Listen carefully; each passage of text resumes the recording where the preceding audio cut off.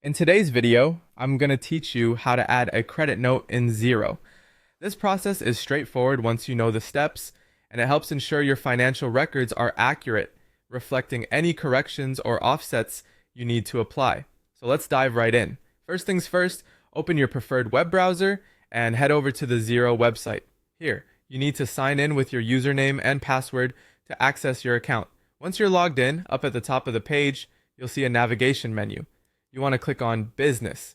This menu is the gateway to managing your invoices and bills.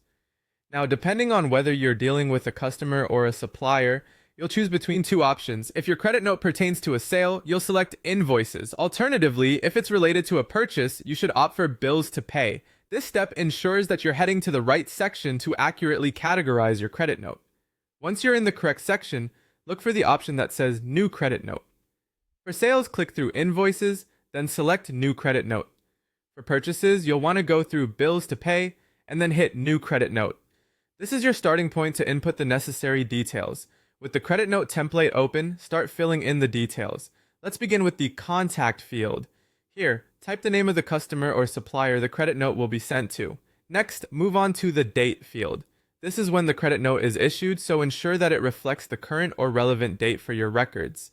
Xero automatically generates a credit note number, but if you prefer, you can edit this field to suit your internal tracking methods. There is also a reference field which is optional, but it can be quite handy for adding internal notes or identifiers. Following that, enter the description, account, amount, and tax rate. These fields capture the specifics of what the credit note is addressing, ensuring both you and the recipient have clarity on what's being credited. If you have any supporting documents like the original invoice or additional references, go ahead and attach them now. While this step is optional, it's beneficial for keeping your records thorough and well documented. As you complete the entries, you'll reach a decision point, saving or approving the credit note. If you want to review it at a later time, click on Save as Draft.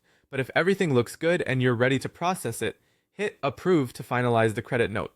Finally, once approved, consider how you're going to apply it. You've got two main options here. You can apply the credit note to offset an outstanding invoice or bill, or you can issue a refund back to the customer or accept a refund from the supplier. Both paths ensure the credit note serves its purpose in your financial flow. And there you have it, the comprehensive guide to adding a credit note in Xero.